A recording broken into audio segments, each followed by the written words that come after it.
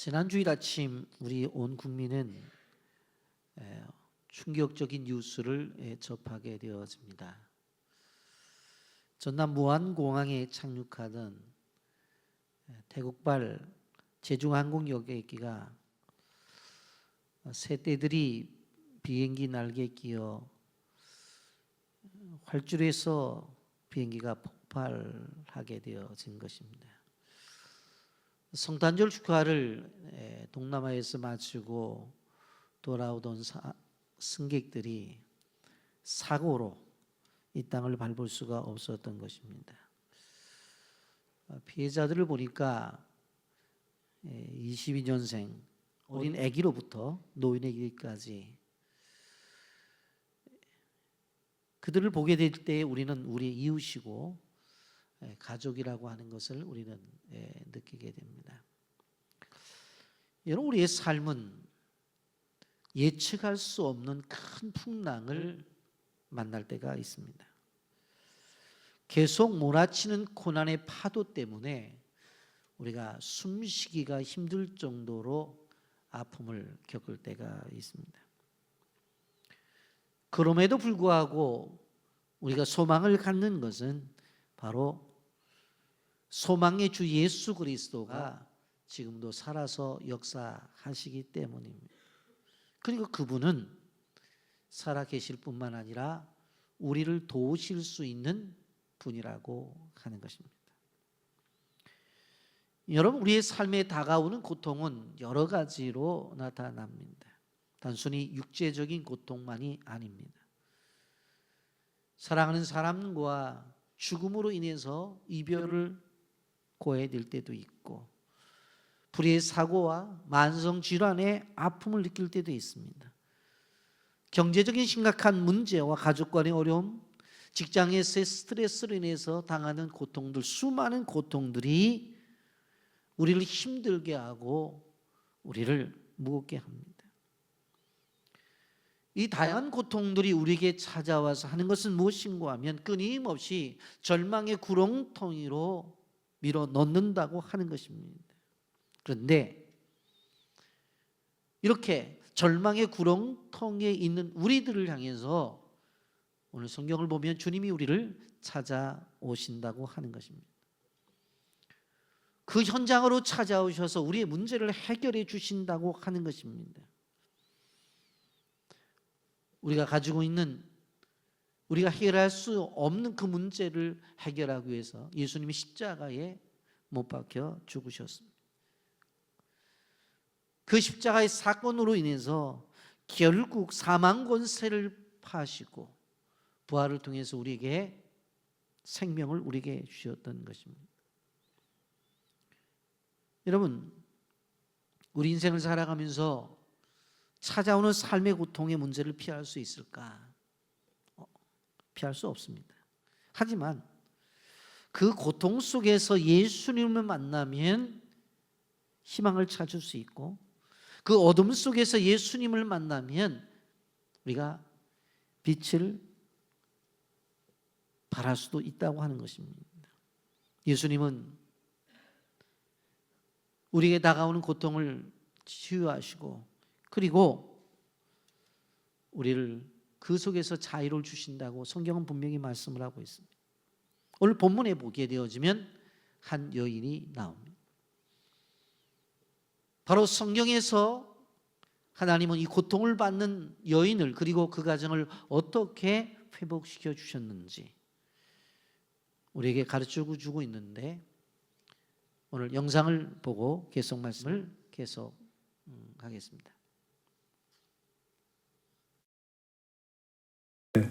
제가 그 전부터 이제 좀, 물론 공황도 좀 있어요. 있었어요? 활동을 하면서 아무래도 이제 좀 여러모로 나라는 캐릭터와 내가 보여줘야 하는 것들이 서로 많이 부딪히는 그런 직업이잖아요. 저희가 네네. 어쩔 수 없이. 그러다 보니까 좀 여러 가지 힘든 좀 마음의 그런 병들이 좀 있었는데, 11월 1일에 밤에 혼자 있었는데 갑자기 숨이 안 쉬어지는 거예요. 집에서? 그건 정말 처음 느끼는 상태였어요. 네. 제가 지금까지 겪은 상태 중에서도. 거의 새벽 넘어가는 시간에 혼자 있었는데 이렇게 숨을 쉬고 들이마셔야 되는데 마시는 게 안 되는 거예요. 그래서 내쉬는데 계속 숨이 짧아지는 게 느껴지는 순간 뭔지 알아. 너무 공포스러운 거예요. 네. 하나님 저 이렇게 죽는 거예요? 라는 순간 막 너무 공포가 휩싸이면서 막 앉지도 못하고 서지도 못하고 눈을 감으면 숨이 끊길 것 같은 그런 느낌에 휩싸였었어요. 그날 밤에. 고통스러울 때 그 어둠에 휩싸였을 때 그때는 하나님을 생각을 못하지만 정말 그 고통의 끝에 갔을 때는 붙잡을 게 하나님밖에 없잖아요. 그쵸. 맞아요. 그 병원에서도 그러셨을 것 같은데 그 병원 안에서 어떻게 회복해 나가셨는지 그것도 좀 궁금해요. 어떻게 보면 지금 제가 이 자리에 나와서 얘기할 수 있는 가장 핵심이고 네네. 정말 처음 고백하는 얘기인데 네네. 이 얘기 하라고 하나님이 아. 새롭게 하셔서 나가라 하신 것 그래요, 같은 그래요. 마음이 들 정도로 그래요. 그때 그 3, 4일이 저에게는 정말 지독히 우울하고 지독히 힘들었거든요. 네. 이거는 가족이 해결해 줄 수도 없고 이거는 내가 어떻게 해서든 이거 무조건 이겨내고 나간다라는 마음 하나였는데 그렇게 맛이 없던 밥을 막 꾸역꾸역 먹고 있다가 그 다음날 이제 딱 아침 7시에 그 어김없이 이제 오셔가지고 밥을 이렇게 내주시고 가셨어요. 네. 근데 여전히 못 먹겠더라고요. 근데 그날도 이제 좀 답답해서 제가 창문을 이렇게 열어놨는데 네. 갑자기 어디서 찬송이 확 들리는 거예요. 제 귀에. 네. 교회가 있나? 해가지고 이렇게 창문 밖에 이렇게 목을 빼서 봤는데 교회가 안 보여요. 네. 근데 찬양이 계속 들리는 거예요. 예. 와 이거 뭐지? 갑자기 왜 나한테 찬양이 들리지? 이거는 무슨 음성이지? 네. 그래 오늘은 일단 힘내서 밥을 먹어보자. 이렇게 먹었는데 조금씩 들어가는 거예요 밥이. 네. 네. 근데 눈물이 계속 나는 거예요. 왜 그런지 모르겠는데 계속 눈물이 나는데 제가 있던 병실이 바로 그 간호사님들 계시는 데스크 바로 앞이어가지고 네. 소리가 들릴 것 같은 거예요 마치. 예, 예. 그래서 화장실로 가가지고 그냥 모르겠는데 계속 울었어요. 하나님 모르겠는데 계속 눈물이 납니다 이러면서 이 찬양이 어디서 들리는지 모르겠는데 지금 계속 찬양이 들려요 이러면서 계속 울었어요. 그래서 그날은 어떻게 밥을 먹고 좀 정신을 차려야겠다. 근데 그 다음 날이 됐어요. 네. 과연 오늘은 어떤 하루가 펼쳐질까? 창문을 열어놨는데 또 찬양이 들리는 거예요. 근데 아무리 봐도 십자가가 안 보이는 거예요. 교회가 없는 거예요. 근데 그날도 하나님 이거는 분명히 메시지를 주신 거라고 저는 생각을 한다. 그러니까 그동안은 네가 스스로 준비가 안 돼 있고 나는 손을 내밀었는데 네가 안 잡았잖아 라는 메시지라는 게 그날 정말 명확히 느껴진 거예요. 너는 그동안 네가 얼마나 감사한지 몰랐던 거야. 이제는 너에게 감사한 시간을 줄 수 있어라는 메시지처럼 느껴져서 그날 정말 화장실에서 입을 틀어박고 펑펑 울면서 제가 정말 잘못했습니다. 주님, 제가 정말 잘못했고 감사한 마음을 잃었던 제 잘못이고 그래서 하나님이 저에게 기회를 안 주신 걸 이제 알겠습니다라는 생각을 하고 그동안 제가 너무 교만했습니다라는 고백이 좀 막 쏟아져 나오더라고요. 그래서 그날이 저에게는 하나님이 다시 정신 차리게 해주신 날이에요. 그래서 정확히 일주일 동안 병원에서 잘 있고 기도하고 마지막에 밥 맛있게 먹고 그렇게 딱 병원 밖을 나온 순간 사람들이 너무 예뻐 보이는 거예요. 그래요. 지나가는 사람들의 소리만 들어도 너무 크게 막 쏟아지던 소음들이 지나가는 사람들이 대화하는 게 들리면서 어머 저 사람은 지나가면서 딸이랑 저런 대화를 하네. 너무 예쁘다. 저 사람은 이 시간에 돈을 벌기 위해서 오토바이 타고 배달을 하는 이런 모습들이 정말 모든 게 색깔이 바뀐 느낌인 거예요. 그러면서 막 웃음이 나오면서 밖에 나가서 딱 그 커피를 한 잔 마시는 순간 너무 행복해. 너무 감사합니다. 제가 제가 좋아하는 이 커피 한 잔 마실 수 있게 살려주셔서 너무 감사합니다. 그날 기도를 하면서 지금도 그래서 항상 커피 마실 때 항상 기도해요. 주님 이게 당연히 마실 수 있는 게 아님을 주님께 기도하고 너무 감사한 마음으로 오겠습니다 하면서 그렇죠. 그게 감사한 거를 제가 그동안 너무 놓치고 있었던 거예요. 그러네요. 그래서 아마 그런 고난의 시간을 주시지 않았나. 그래서 그 찬양으로 들려주셨던 것 같아요.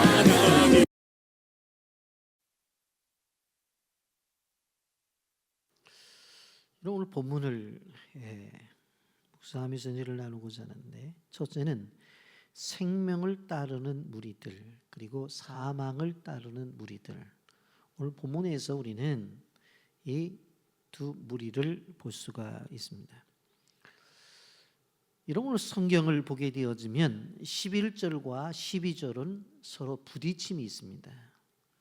왜냐하면 두 절이 서로 상반되어진 모습을 보여주기 때문에 그렇습니다. 11절 말씀에 보면 그 후에 예수께서 나인이란 성으로 가실새 제자와 많은 무리가 동행하더니 12절 성문에 가까이 이를 때에 사람들이 한 죽은 자를 메고 나오니 이는 한 어머니의 독자요 그의 어머니는 과부라 그 성에 많은 사람도 그와 함께 나오거늘 그렇게 말씀합니다.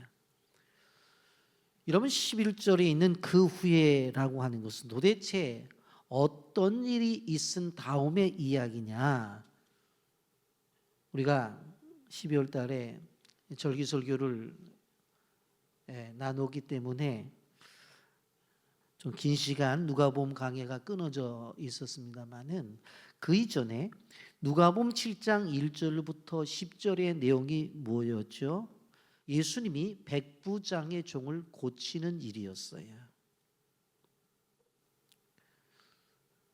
백부장의 종들을 고쳐서 그를 일으켰을 때에 수많은 사람들이 그 모습을 보고 감격을 하고 이제 예수님을 따라 나온 거예요. 근데 12절 말씀에 보게 되어지면 또 한 무리가 나오는데 어떤 무리예요? 바로 아들이 죽은 큰 슬픔에 있는 한 여인이 장례를 치르고 있는데 그 장례를 치르는 그 여인을 위로하기 위해서 따라온 장례식에 참여한 무리들이 바로 오늘 성경에 나타나 있는 것을 보게 되어집니다. 11절은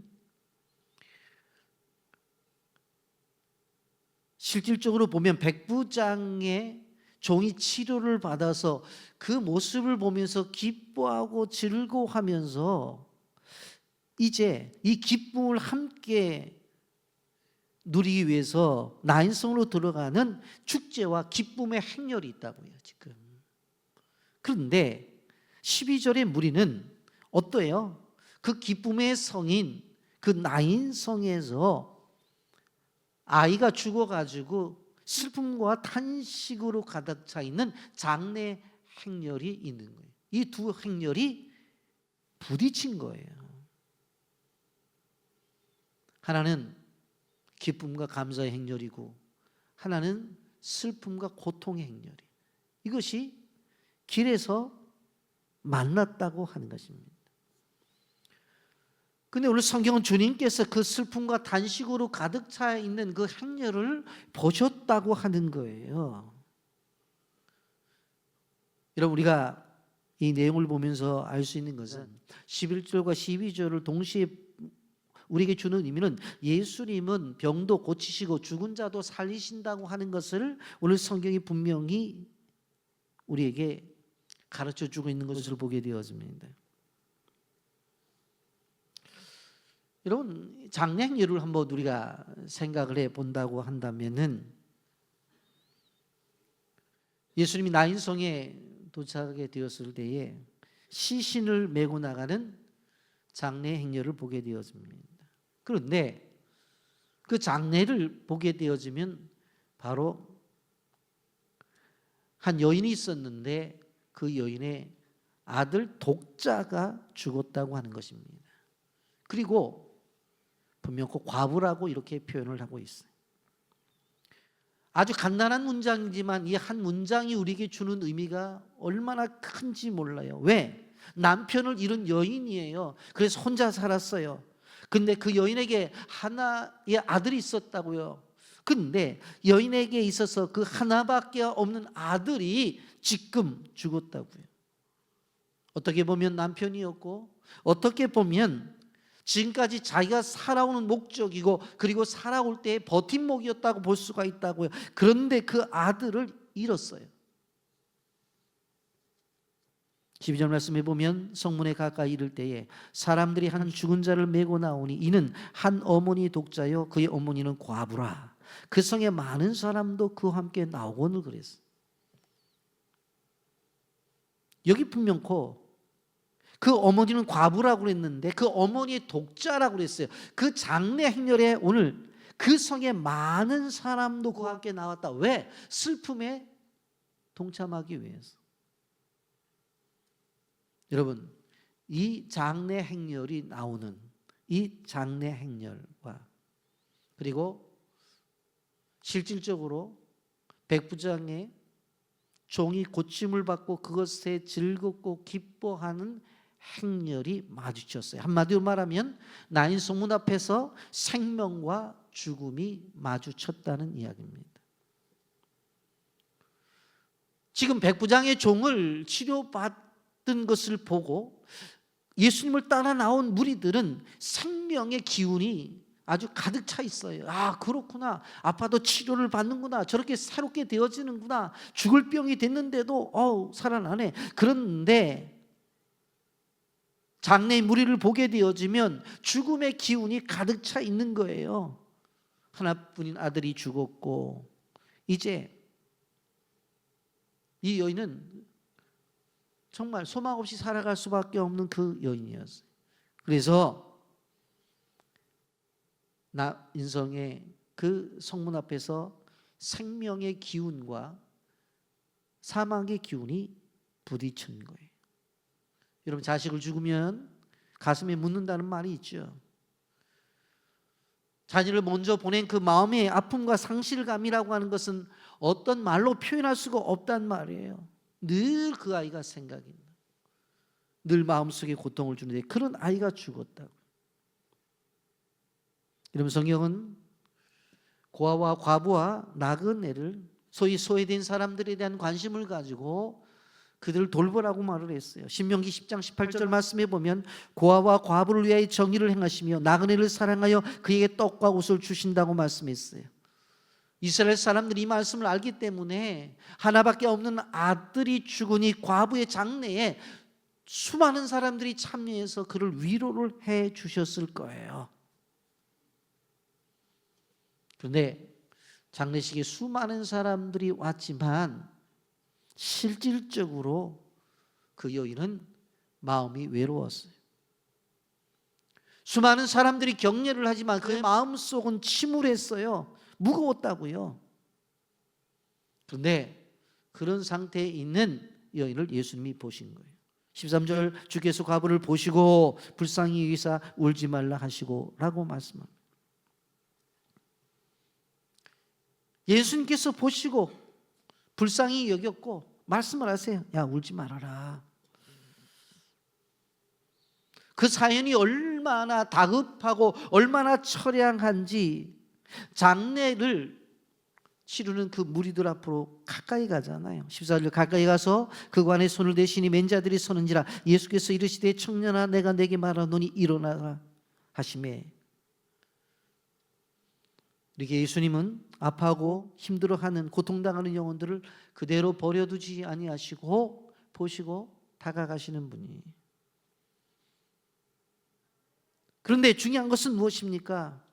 그 예수님이 동일한 성품을 가지고 오늘 우리가 살아가는 이 세상 속에서 나에게도 그렇게 찾아오신다고 하는 거예요. 여러분이 남모를 고통과 아픔과 괴로움이 있습니까? 주님이 여러분을 보고 계셔요. 시편 139편 1절부터 4절의 말씀을 보면 여호와여 주께서 나를 살펴보셨으므로 나를 아시나이다. 주께서 내가 앉고 일어섬을 아시고 멀리서도 나의 생각을 밝게 아시오며 나의 모든 길과 내가 눕는 것을 살펴보셨으므로 나의 모든 행위를 익히 아시오니 여호와여 내 혀의 말을 알지 못하는 것이 하나도 없으시니. 주님은 나를 보시는 분, 그리고 나의 상태를 아시는 분이에요. 구약의 여호와는 삼위일체 하나님으로 표현되어지는데 그 표현 속에서는 예수님이 포함된 단어예요. 그렇기 때문에 성도들의 모든 일거수일투족을 보시고 아시는 분이에요. 힘든 것, 어려운 것, 즐거운 것, 우울한 것, 외로운 것, 고단한 수많은 것들을 주님은 다 보고 계셔요. 그리고 우리가 처해진 상태를 알고 계셔요. 그리고 그 문제를 해결해 주시는 거예요. 여러분, 이런 고통을 당하고 있는 이 가정을 향해서 예수님은 행동을 하셨어요. 고통 중에 영혼을 향해서 행동하시는 예수님을 봐야 돼요. 여러분 누가복음 7장 13절부터 15절까지 다 같이 함께 읽어보겠습니다. 시작. 주께서 과부를 보시고 불쌍히 여기사 울지 말라 하시고 가까이 가서 그 관을 손에 대시니 맨 자들이 서는지라. 예수께서 이르시되 청년아 내가 내게 말하노니 일어나라 하시매 죽었던 자가 일어나 앉고 말도 하거늘 예수께서 그를 어머니에게 주시니. 여러분 이 세 절 속에서 우리가 주의 깊게 봐야 될 것은 예수님이 행동하시는 7가지의 모습이 나타납니다. 오늘 설교를 들으면서 여러분 성경에 좀 표시를 해놓고 어떻게 7가지로 나타나시는지를 좀 주의 깊게 보시면서 우리가 어떤 상태에 있든지 간에 하나님이 이렇게 7단계로 우리를 다가오신다고 하는 것을 좀 생각해 봐야 됩니다. 첫째, 여기 보면 보시고 그랬어요. 다 같이 보시고. 13절에 보면 주께서 과부를 보시고 라는 말씀이 나타나잖아요. 예수님은 고통당하는 사람들을 보시는 분이에요. 마태복음 14장에 가보면 오병이어의 사건이 나타나는데 실질적으로 아침부터 저녁까지 말씀을 들은 사람들이 배고파하는 것을 굶주린 모습을 보셨어요. 그렇기 때문에 실질적으로 떡 5덩어리에 물고기 2마리를 가지고 5,000명을 먹이고 12강조리가 남는 풍족한 사역을 이루신 것을 봅니다. 예수님은 우리의 고통을 보시는 분이십니다. 그리고 어떻게 하든지 도와주기를 원하시는 분이에요. 고통 속에서 신음하는 사람들, 그 아픔을 주님이 다 알고 계셔요. 끊임없이 우리를 보고 계신다는 사실을 알아야 돼요. 두 번째로 불쌍히 여기사. 따라하십시오. 불쌍히 여기사. 13절에 주께서 과부를 보시고 불쌍히 여기사. 주님 우리를 불쌍히 여기시는 분이.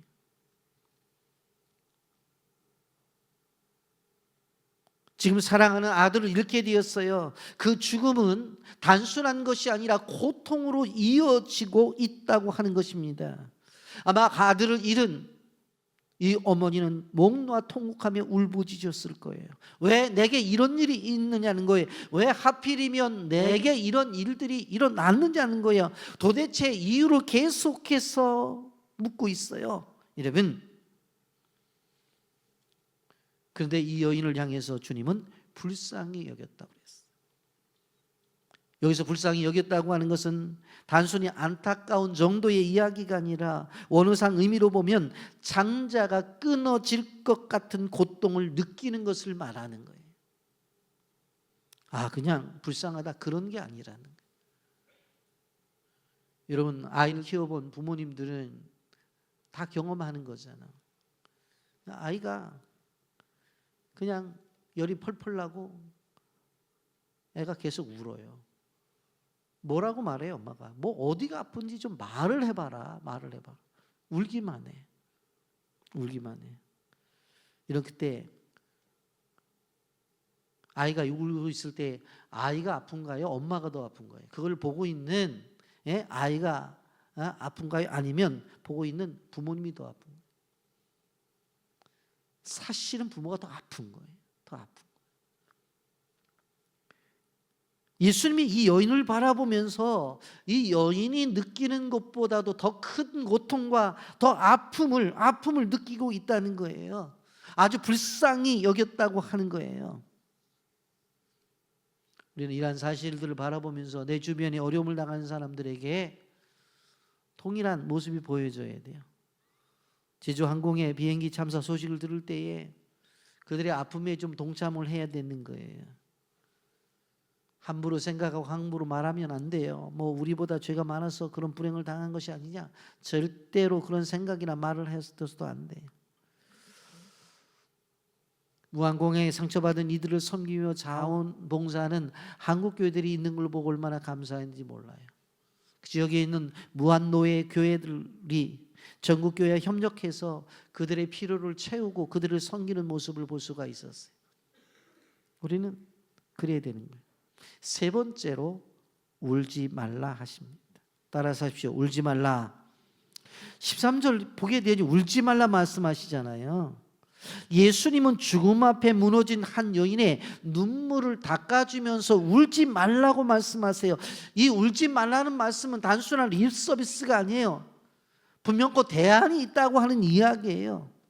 사람들은 해결책이 있을 수 없어요. 도움을 주지 못해요. 그러나 예수님은 우리의 진정 도움자가 되어주시는 것입니다.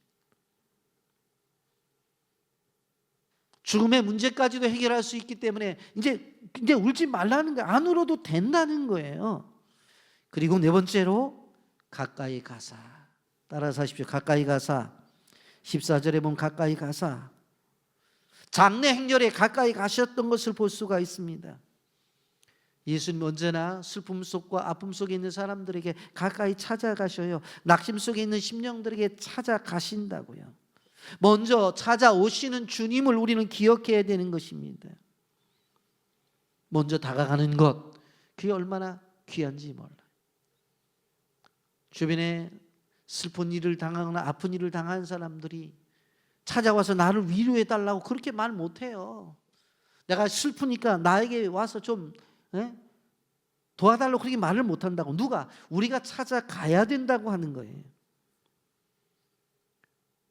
예수님이 그렇게 하셨어요. 시편 34편 18절 말씀에는 여호와는 마음이 상한 자를 가까이 하시고 중심으로 통해하는 자를 구원하시는도다, 그렇게 말씀했습니다.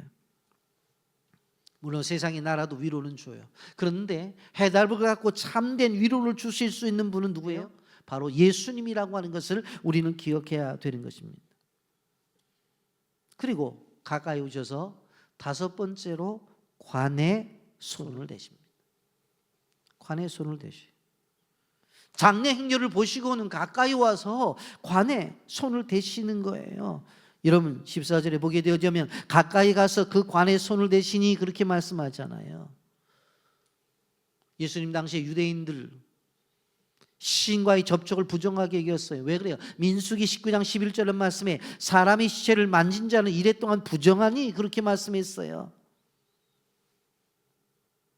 시체는 물론 관까지, 무덤까지 만지는 것들을 금했단 말이에요. 그런데 예수님께서 오셔서 그 관에 손을 대시는 거예요.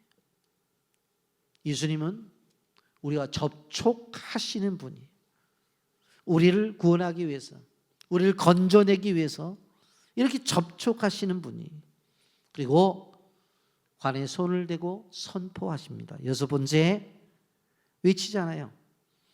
14절에 보게 되면 예수께서 이르시되 청년아 내가 내게 말하노니 일어나라. 죽은 자에게 일어나라고 명령하세요. 죽은 자에게 일어나라고 선포하셔요. 예? 그런데 그렇게 선포하시니까 어떤 일이 벌어져요? 죽은 자가 일어났다고 하는. 우리가 새해를 맞이합니다마는 나 자신들을 돌아보게 될 때에 육신적으로 아픈 부분이 있고 정신적으로도 왜 나이가 들수록 자꾸 잊어버리고 기억력이 없지, 그런 분들도 계시고, 정신적으로 왠지 힘들어하는 분들도 계시고, 또 사업도 또 안 되는 분들도 계시고, 수많은 그렇게 무너지는, 더 직설적으로 표현되어지면 죽어가는 그런 부분이 있어요. 여러분, 이 새해에 오늘 말씀을 듣고 죽은 영혼이 살아나는 축복이 있기를 예수님의 이름으로 축복합니다.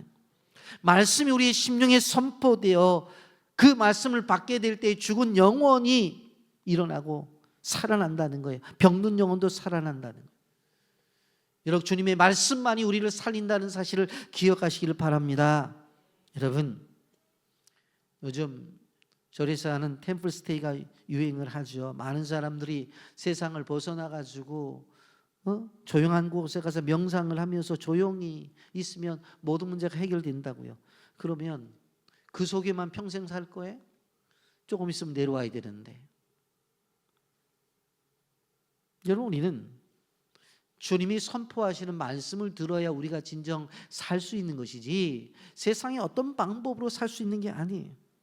그리고 마지막 일곱 번째로 회복시켜 주시는 분입니다. 15절에 보세요.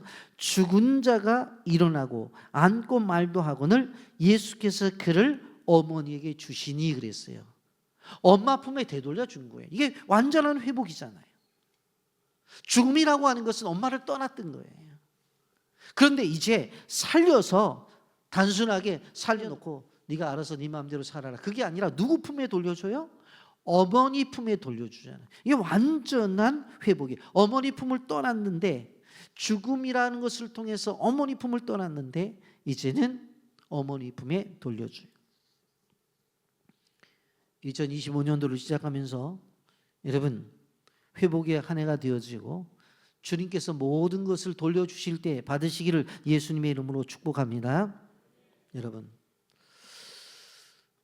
우리가 이런 7가지를 보면서 우리가 무엇을 우리가 생각할 수 있어요? 고통 중에 영혼의 문제를 실제적으로 해결해 주시는 분이에요.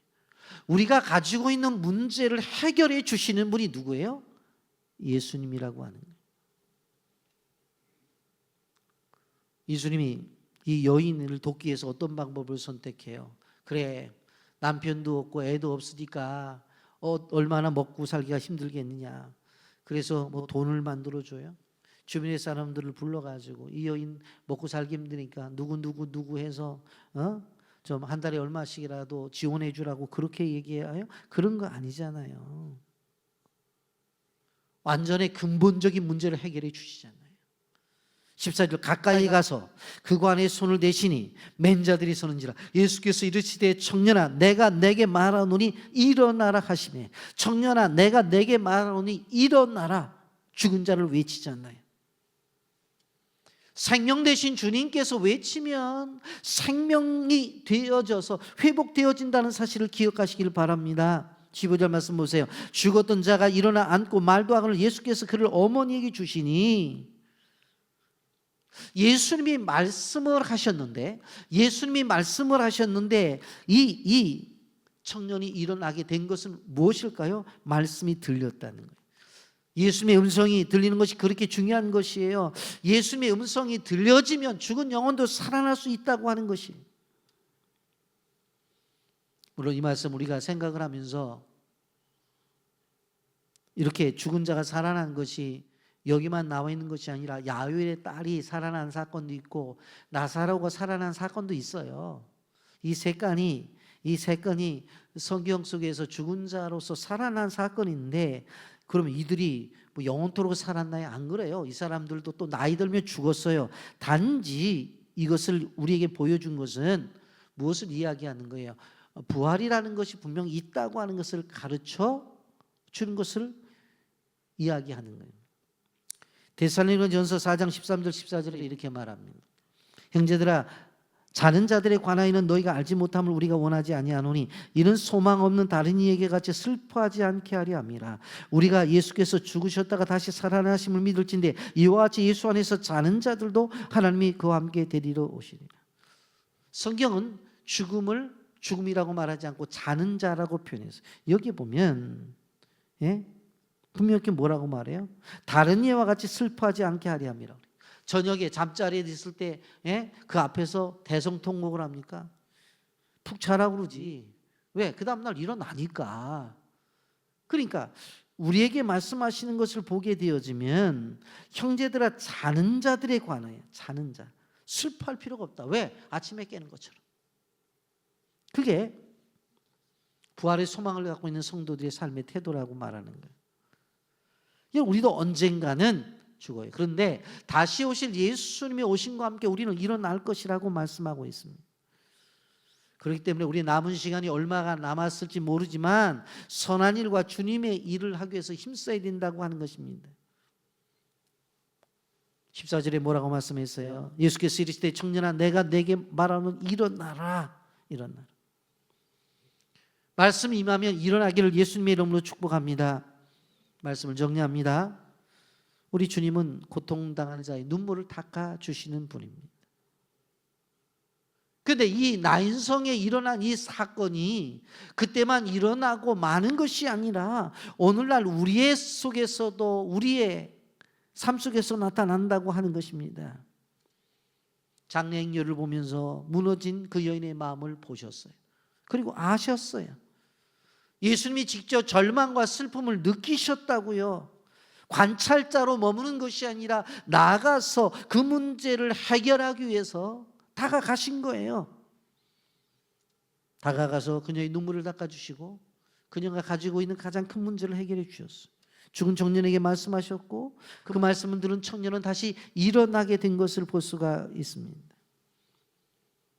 이렇게 주님께서 나에게 다가오시고 그리고 말씀을 통해서 다시 세워주시는 이 부활의 주님을 믿는다고 한다면 우리는 한 해가 두려울 것이 없어요. 왜? 끊임없이 다시 세워주시고 다시 부활의 역사를 경험케 하기 때문에. 여러분, 주의 이름을 부르는 자는 구원을 받게 되어 있습니다. 2025년 여러분 이러한 기적을 경험하는 한 해가 되기를 예수님의 이름으로 축복합니다. 우리가 삶의 고통이 왔었을 때 절대적으로 나 혼자 싸우는 것이 아니에요. 예수님이 내가 고통을 당하는 것을 보고 계시고 우리의 사정을 알고 계셔요. 그리고 우리가 경험하는 아픔도 다 알고 계시다고. 그리고 예수님은 도와주고 싶어 하셔요. 사망조차도 바로 이길 만큼 강력한 능력을 가지고 계신 그분이 어떻게 해요? 도와주신다고. 그래서 우리는 희망을 갖고 살아야 돼요. 눈물을 닦아주시는 주님, 아픔과 절망 속에 있을 때 오셔서 우리를 일으켜 주시는 주님, 그 주님이 생명의 주님이고 그 주님이 부활의 주님. 생명과 부활이라는 것은 분리될 수가 없어요. 그래서 우리는 생명의 주님을 믿잖아요. 나는 길이요 진리요 생명. 그래서 어떤 상황 속에서도 우리는 일어날 수 있다. 아멘. 우리가 고통을 당할 때, 시달릴 때 예수님은 찾아오셔요. 그럼 우리는 어떻게 해야 돼요? 찾아오게 될 때 마음 문을 열어야 돼. 그리고 받아들여야 돼요. 예수님께 매어달려야 돼요. 그 주님을 믿어야 돼요. 예수님이 다가올 때 이 여인이 아이고 됐다고 관에 손에 들고 어딜 감히 손에 을 갖고 관에 대냐고. 이렇게 했다고 만약 가정하면 역사가 일어났을까요? 그런데 예수님이 행하는 일들에 대해서 다 허용을 하고 받아들이잖아요.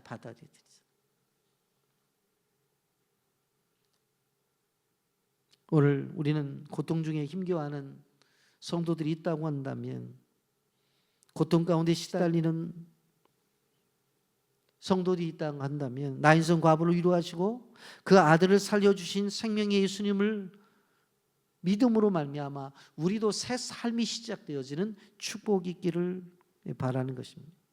우리의 고통을 보신다고 그랬어요. 아신다고 그랬어요. 그리고는 뭐라고 말해요? 울지 말라고 말씀하세요.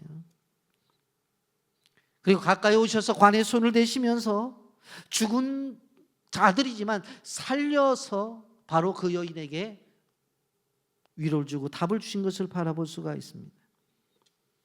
여러분, 한 해를 시작하면서 제가 말씀드립니다.